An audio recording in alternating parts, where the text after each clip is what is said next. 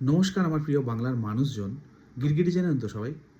গিরগিটি যতটা না তাড়াতাড়ি রং পাল্টায় তার থেকে অনেক বেশি তাড়াতাড়ি রং পাল্টায় আমাদের বাংলা ফিল্ম ইন্ডাস্ট্রির বেশ কিছু কলাকুশলী।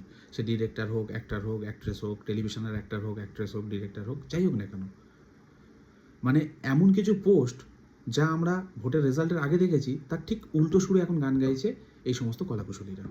তার সঙ্গে তারা বলছেন তাদের উপর প্রেশার ছিল, দিদিকে না বলার ক্ষমতাই ছিল না, তাদের মিটিংয়ে যেতে হয়েছে, মিছিলে যেতে হয়েছে, তাকে না বলার ক্ষমতা নাকি এদের ছিল না। আমার প্রশ্ন খুবই সিম্পল এবং একটাই প্রশ্ন, সেটা হচ্ছে তখন কেন বলতে পারেননি? অনেক এরকম কলাকুশলীরা রয়েছে যাদের বাইট এই মুহূর্তে আমরা দেখছি সোশ্যাল মিডিয়া থেকে শুরু করে নিউজ চ্যানেলে, তারা তো যায়নি। হ্যাঁ, কাজের ক্ষেত্রে কিছু সমস্যা হয়েছে, এই ব্যাপারটা অস্বীকার করার জায়গা নেই। রং দেখে কাজ দেওয়া হতো, এটাই টলিউডের কালচার হয়ে গিয়েছিল, কিন্তু তারা তো না খেয়ে মরে যায়নি। কী দায় পড়েছে? তো তখন কেন আপনারা বলতে পারেননি যে আমি যাব না?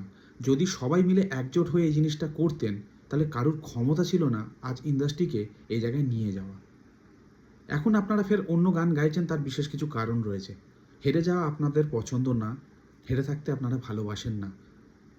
তাই একজন বেশ ফেমাস অ্যাক্ট্রেস দেখছি, তিনি বলছেন না আমার উপর প্রেশার ছিল। আবার কেউ কেউ বলছে আমি জয় বাংলা বলতাম কিন্তু মনে মনে নাকি জয় শ্রীরাম বলতাম।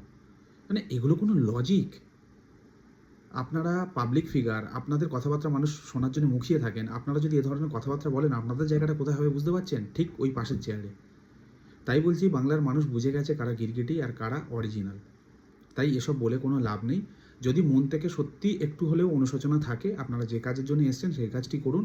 আর যদি পলিটিক্স করতে হয় থালাপাতি বিজয়ের মতন করুন, সব কিছু ছেড়ে, তাহলে মানুষ বিশ্বাস করবে।